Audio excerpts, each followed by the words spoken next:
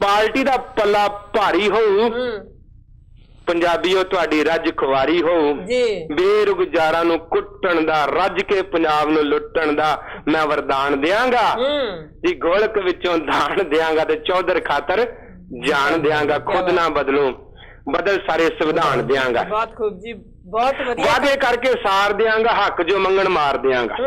ਕੀ ਬਾਤ ਹੈ। ਵਾਅਦੇ ਕੀਤੇ ਨੇ ਇਹਨਾਂ ਨੇ ਸਾਡੇ ਨਾਲ, ਬੜੇ ਵਾਅਦੇ ਹੋ ਗਏ ਨੇ ਸਾਡੇ ਨਾਲ। ਜੀ ਜੀ ਜੀ, ਇੱਕ ਦੋ ਵਾਰ ਨਹੀਂ, ਬਹੁਤ ਵਾਰੀ। ਵਾਅਦੇ ਕਰਕੇ ਸਾਰ ਦਿਆਂਗਾ, ਹੱਕ ਜੋ ਮੰਗਣ ਮਾਰ ਦਿਆਂਗਾ। ਪੰਜਾਬੀਓ ਤੁਹਾਡੀ ਮਜਬੂਰੀ ਹੋਊ, ਸਾਡੀ ਹਰ ਚਾਹਤ ਪੂਰੀ ਹੋਊ। ਨਾ ਜਥੇਦਾਰ ਹੋਊ ਨਾ ਜਥੇਦਾਰੀ ਹੋਊ, ਅਸੀਂ ਉਹਦੀ ਵੀ ਮੱਤ ਮਾਰੀ ਹੋਊ। ਹਾਂਜੀ, ਨਾ ਜਥੇਦਾਰ ਹੋਊ ਨਾ ਜਥੇਦਾਰੀ ਹੋਊ, ਅਸੀਂ ਉਹਦੀ ਵੀ ਮੱਤ ਮਾਰੀ ਹੋਊ। ਜਥੇਦਾਰ ਨੂੰ ਸਿੱਖ ਕੌਮ ਨਾਲੋਂ ਆਪਣੀ ਨੌਕਰੀ ਪਿਆਰੀ ਹੋਊ। ਜਮੀਰੋਂ ਮਰੇ ਕਰ ਮੈਂ ਇਹੋ ਜਿਹੇ ਪੈਦਾ ਇਨਸਾਨ ਦਿਆਂਗਾ, ਗੋਲਕ ਵਿੱਚੋਂ ਦਾਨ ਦਿਆਂਗਾ, ਚੌਧਰ ਖਾਤਰ ਜਾਣ ਦਿਆਂਗਾ, ਖੁਦ ਨਾ ਬਦਲੂ ਬਦਲ ਸਾਰੇ ਸੰਵਿਧਾਨ ਦਿਆਂਗਾ। ਆਖਰੀ ਬੰਦ ਨੇ ਭੈਣ ਜੀ, ਇਰਸ਼ਾਦ ਜੀ। ਆਉਂਦਾ ਕੱਖ ਨਹੀਂ, ਹਰ ਪੰਥਕ ਫੈਸਲੇ ਦਾ ਮੈਂ ਵਿਰੋਧ ਕਰਾਂਗਾ। ਵਾਹ ਜੀ ਵਾਹ, ਕੀ ਬਾਤ ਹੈ। ਨਾ ਇਹਨਾਂ ਨੇ ਕੋਈ ਸਿੱਖ ਮਰਿਆਦਾ ਪੜ੍ਹੀ ਹੈ ਨਾ ਲਾਗੂ ਕੀਤੀ ਹੈ, ਸਭ ਕੁਝ ਇਹਨਾਂ ਘਾਲਾ ਮਾਲਾ ਕਰ ਦਿੱਤਾ ਹੈ। ਆਉਂਦਾ ਕੱਖ ਨਹੀਂ, ਹਰ ਪੰਥਕ ਫੈਸਲੇ ਦਾ ਮੈਂ ਵਿਰੋਧ ਕਰਾਂਗਾ। ਬਾਬੇਵਾਦ ਦੇ ਨਾਲ ਮਿਲ ਕੇ ਨਾਨਕ ਸ਼ਾਹੀ ਕੈਲੰਡਰ ਦੇ ਵਿੱਚ ਸੋਧ ਕਰਾਂਗਾ। ਮਿੱਤ ਇਤਿਹਾਸ ਲਿਖਵਾ ਦੂੰ ਸਾਰੇ, ਗੁਰੂ ਸਾਹਿਬ ਜੀ ਦੇ ਨਿਸ਼ਾਨ ਮਿਟਾ ਦੂੰ ਸਾਰੇ, ਪੱਥਰ ਪੂਜਕ ਬਣਾ ਦੂੰ ਸਾਰੇ। ਐਸੇ ਕਹਿੰਦਾ ਮੈਂ ਪਾ ਦਊਂ ਪਵਾੜੇ, ਬਲਵਿੰਦਰ ਸਿੰਘ ਲਾਡੀਆ। ਸਿੱਖ ਕੌਮ ਨੂੰ ਕਰਾ ਮੈਂ ਗੁਲਾਮ ਦਿਆਂਗਾ, ਗੋਲਕ ਵਿੱਚੋਂ ਦਾਨ ਦਿਆਂਗਾ, ਚੌਧਰ ਖਾਤਰ ਜਾਣ ਦਿਆਂਗਾ, ਖੁਦ ਨਾ ਬਦਲੂ ਬਦਲ ਸਾਰੇ ਸੰਵਿਧਾਨ ਦਿਆਂਗਾ, ਬਦਲ ਸਾਰੇ ਸੰਵਿਧਾਨ ਦਿਆਂਗੇ। ਕੁਝ ਲਾਈਨਾਂ ਸੀ ਮੇਰੇ ਮਨ ਚ ਆਈਆਂ। ਬਹੁਤ ਖੂਬ ਜੀ, ਬਹੁਤ ਬਹੁਤ ਨਹੀਂ ਦੇਣ ਦਿੱਤੀ ਇਹਨਾਂ ਨੇ ਸਾਨੂੰ ਜੀ, ਤੇ ਅਸੀਂ ਵੀ ਇਹਨਾਂ ਦਾ ਥੋੜਾ ਬਹੁਤ ਧੰਨਵਾਦ ਕਰ ਦਈਏ ਜੀ। ਜੀ ਜੀ ਜੀ। ਗੋਲਕ ਦੀ ਭੈਣ ਜੀ ਆਵਾਜ਼ ਨਹੀਂ ਆ ਰਹੀ ਤੁਹਾਡੀ ਹੁਣ? ਬਿਲਕੁਲ ਹਾਂਜੀ ਹਾਂਜੀ, ਮੈਂ ਕਿਹਾ ਬਿਲਕੁਲ ਬਿਲਕੁਲ ਜੀ। ਹਾਂਜੀ, ਚਲੋ ਠੀਕ ਹੈ। ਹੋਰ ਅਗਲੇ ਸੇ ਕਾਲ ਦਿੰਦੇ ਆ ਨੰਬਰ। ਵਾਹਿਗੁਰੂ ਜੀ ਕਾ ਖਾਲਸਾ, ਵਾਹਿਗੁਰੂ ਜੀ ਕੀ ਫਤਿਹ ਜੀ। ਤੁਮਨ ਸਾਹਿਬ ਵਧਦੇ ਹਾਂ ਜੀ ਅਗਲੀ ਕਾਲ ਵੱਲ। Hello media Punjab TV.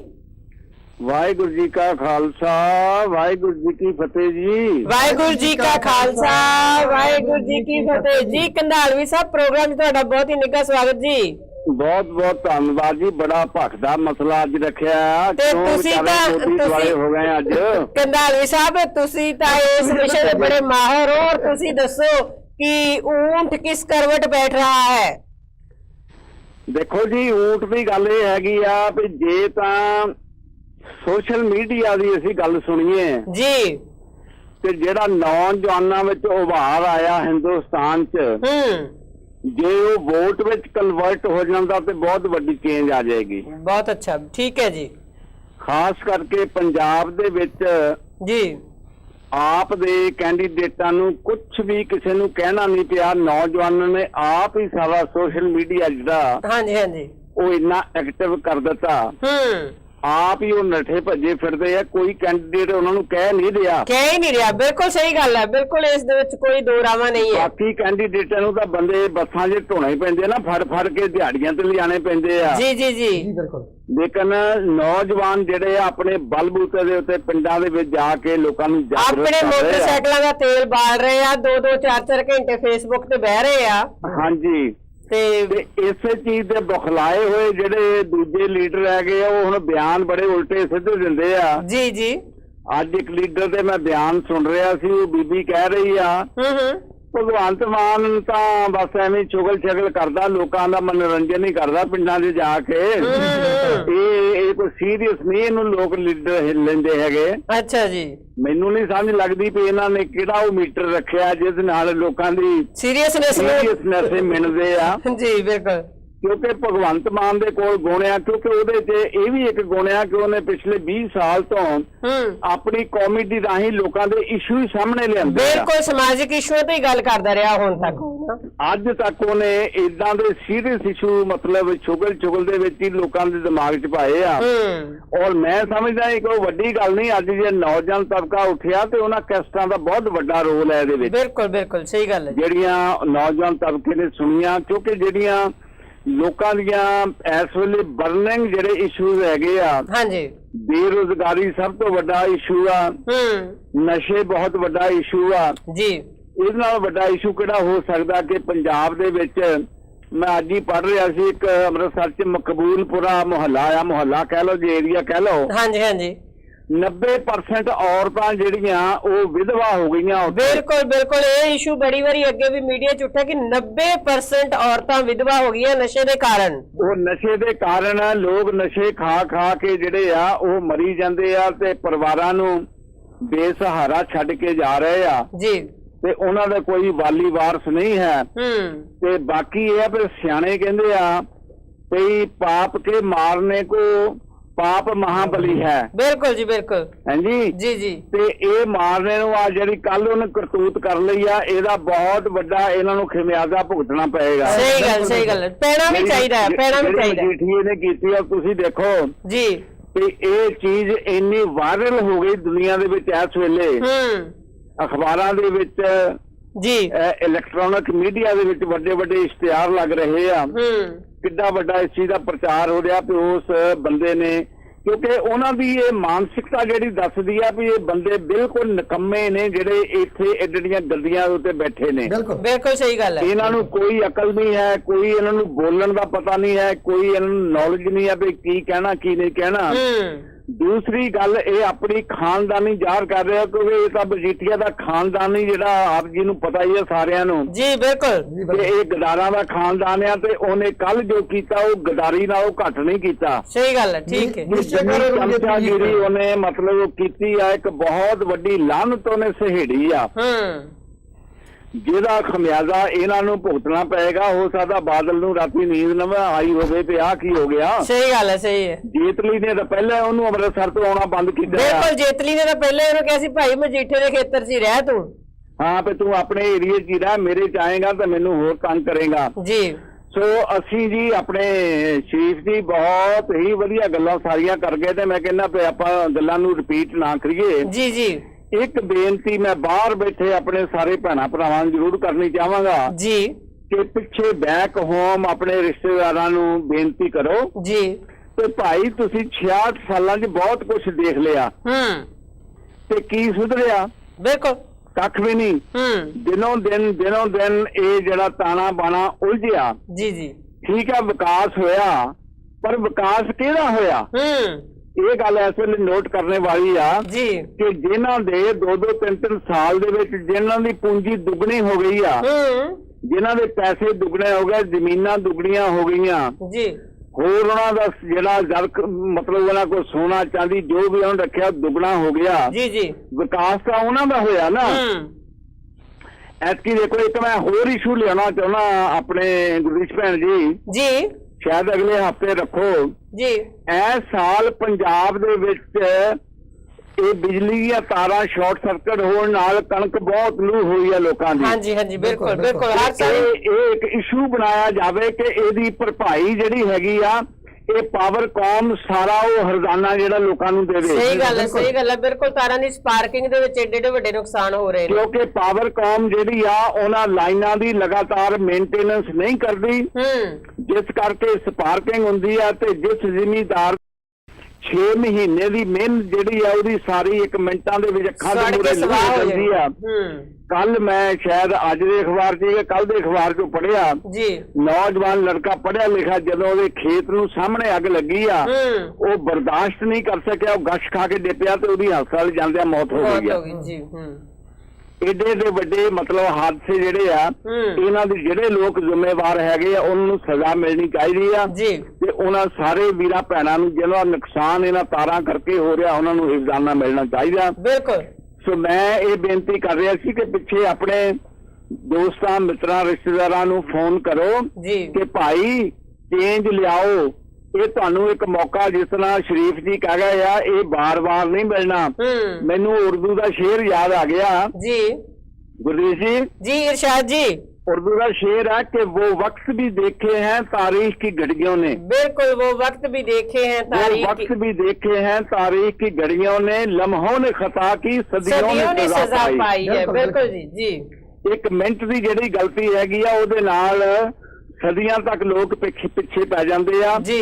मैं समझदा ये केजरीवाल कोई आसमानों डिगया आ, कोई ऐसा ये तारा आ जिन्हें ये सारी बहुत बड़ी चेंज लियांदी आ जी। और इस वेले सारी दुनिया नूं पता कि जेडे ਟਾਈਮਜ਼ ਰਖਵਾਲੇ ਨੇ ਰਸਾਲੇ ਨੇ ਅਮਰੀਕਾ ਦੇ ਨੇ 100 ਬੰਦੇ ਚੁਣੇ ਨੇ ਉਹਨਾਂ ਵਿੱਚੋਂ ਪਹਿਲੇ ਨੰਬਰ ਤੇ ਆ ਸਾਰੇ ਕੇਜਰੀਵਾਲ। ਬਿਲਕੁਲ ਸਹੀ ਗੱਲ ਹੈ, ਬਿਲਕੁਲ ਬਹੁਤ ਵੱਡੀ ਮਤਲਬ ਇਹ ਕ੍ਰਾਂਤੀ ਹੈ, ਚੇਂਜ ਹੈ। ਔਰ ਚੇਂਜ ਨੂੰ ਜੇਕਰ ਅਸੀਂ ਐਕਸੈਪਟ ਨਾ ਕੀਤਾ ਤਾਂ ਹੋ ਸਕਦਾ ਆ ਕਿ ਸਦੀਆਂ ਤੱਕ ਫਿਰ ਤੜਪਦੇ ਰਹੀਏ ਨਾ। ਸੋ ਆਪਾਂ ਉਹਨਾਂ ਵੀਰਾਂ ਭੈਣਾਂ ਨੂੰ ਪਿੱਛੇ ਇੰਡੀਆ ਦੇ ਵਿੱਚ ਸੁਨੇਹਾ ਦਈਏ ਕਿ ਵੋਟਾਂ ਜਿਹੜੀਆਂ ਹੈਗੀਆਂ ਉਹ ਕਿਸੇ ਲਾਲਚ ਕਰਕੇ, ਸ਼ਰਾਬ ਦੀ ਬੋਤਲ ਕਰਕੇ ਜਾਂ ਪੈਸਿਆਂ ਦੇ ਥੋੜਿਆਂ ਦੇ ਲਾਲਚ ਕਰਕੇ ਜਾਂ ਭਾਈਬੰਦੀਆਂ ਦੇ ਤੌਰ ਤੇ ਜਾਂ ਜਿਹੜਾ ਪੁਰਾਣਾ ਸੀਗਾ ਨਾ ਇਹਨਾਂ ਦਾ ਫਾਰਮੂਲਾ ਚੱਲਦਾ ਜੀ ਪੰਥ ਖਤਰੇ 'ਚ ਹੈ।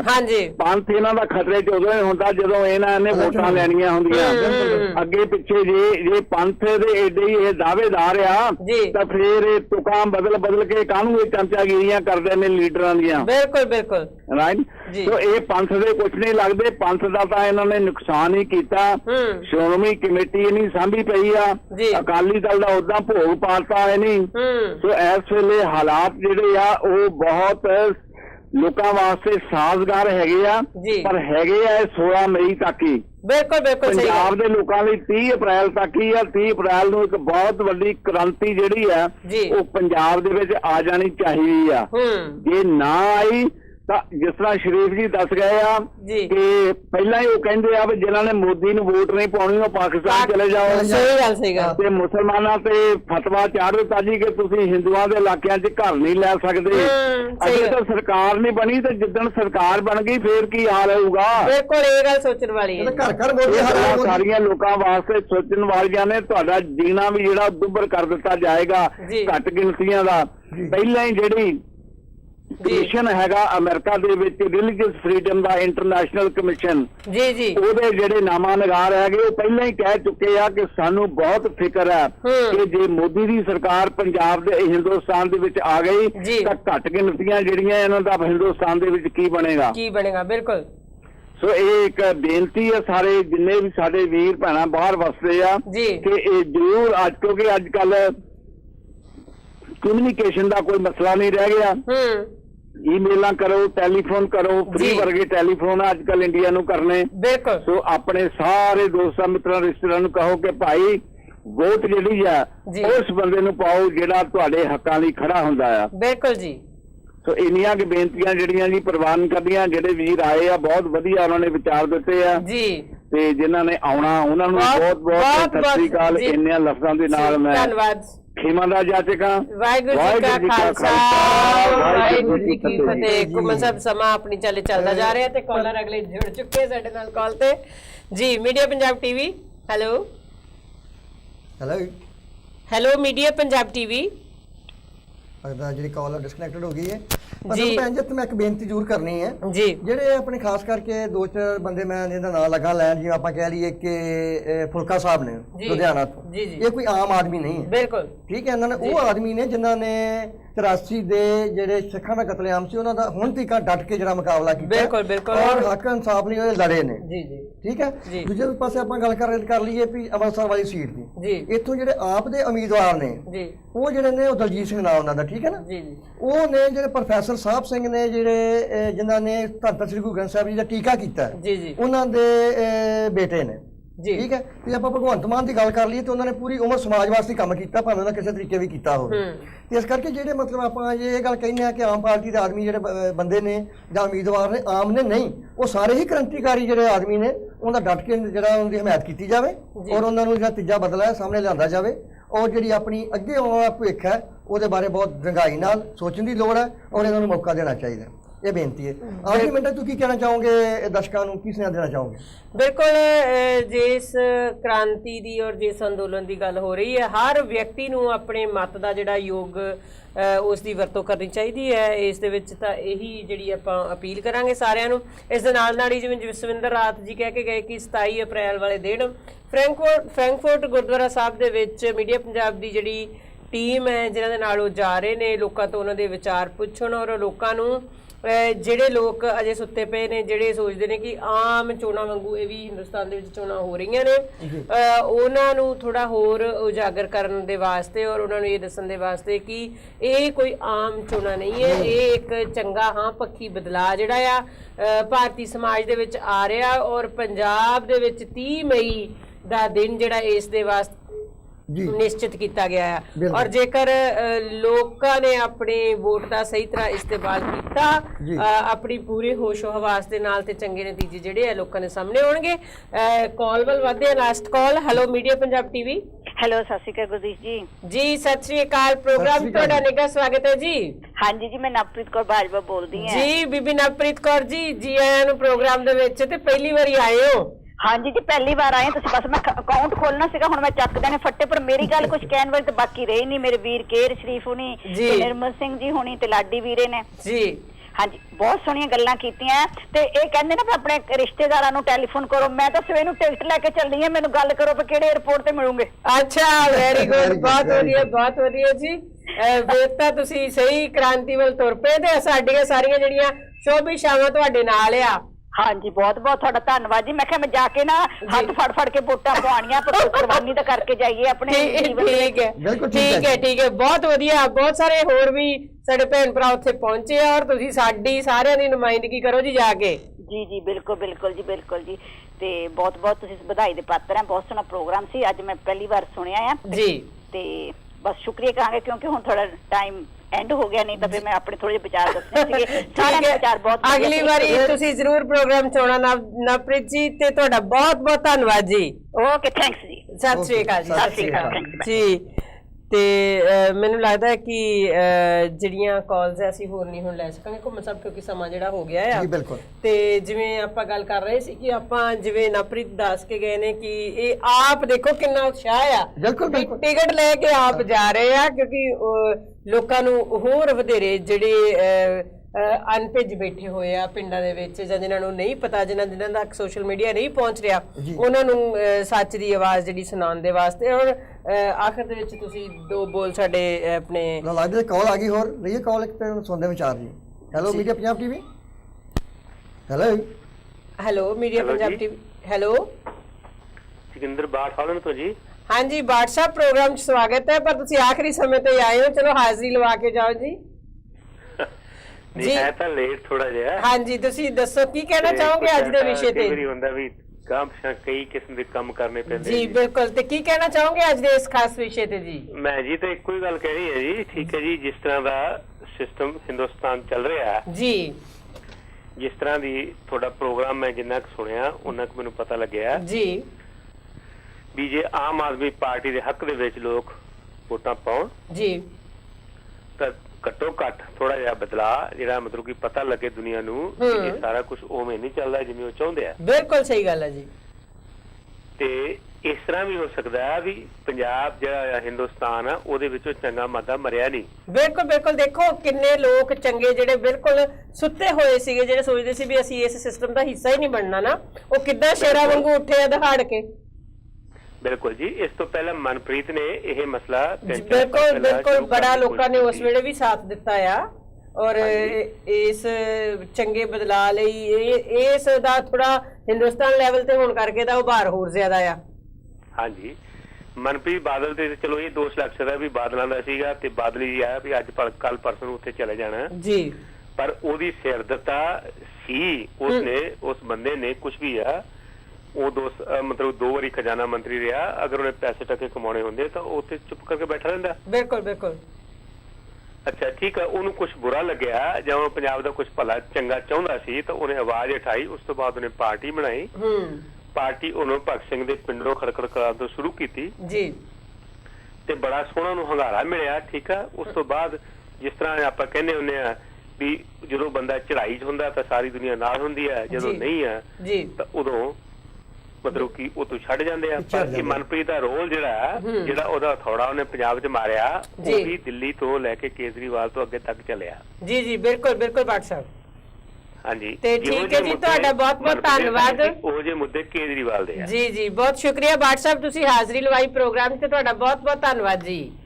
ਹਾਂਜੀ ਚੰਗਾ ਜੀ, ਮਿਹਰਬਾਨੀ, ਥੈਂਕ ਯੂ ਜੀ, ਸਤਿ ਸ੍ਰੀ ਅਕਾਲ ਜੀ। ਜੀ ਕੁਮਨ ਸਾਹਿਬ, ਪ੍ਰੋਗਰਾਮ ਬੇਨਤੀ ਕਰਾਂਗੇ ਕਿ ਮਤਲਬ ਜਿਹੜੇ ਜਿੰਨੇ ਵੀ ਆਪਣੇ ਵੋਟਰ ਹੈਗੇ ਨੇ ਉਹ ਵੱਧ ਤੋਂ ਵੱਧ ਘਰਾਂ ਤੋਂ ਬਾਹਰ ਨਿਕਲ ਔਰ ਆਪਣੀ ਜਿਹੜਾ ਵੋਟ ਦਾ ਉਹ ਸਹੀ ਇਸਤੇਮਾਲ ਕਰਨ ਬਿਨਾਂ ਕਿਸੇ ਭੈ ਤੇ ਬਿਨਾਂ ਕਿਸੇ ਲਾਲਚ ਤੋਂ, ਕਿਉਂਕਿ ਪਹਿਲਾਂ ਅਸੀਂ 2 ਪਾਰਟੀਆਂ ਨੂੰ ਪਰਖ ਚੁੱਕੇ ਹਾਂ, ਹੁਣ ਤੀਸਰੇ ਬਦਲਾਅ ਵਾਸਤੇ ਉਹ ਰਲ ਕੇ ਹਮਲਾ ਮਾਰੀਏ ਔਰ ਇਹਨਾਂ ਨੂੰ ਇੱਕ ਚਾਂਸ ਦਈਏ, ਇਹਨਾਂ ਦੀਆਂ ਜਿਹੜੀਆਂ ਪ੍ਰਾਪਤੀਆਂ ਨੇ ਉਹਨਾਂ ਬਾਰੇ ਵੀ ਸੋਚੀਏ।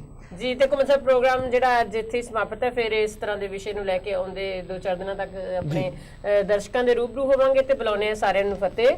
ਵਾਹਿਗੁਰੂ ਜੀ ਕਾ ਖਾਲਸਾ, ਵਾਹਿਗੁਰੂ ਜੀ ਕੀ ਫਤਿਹ।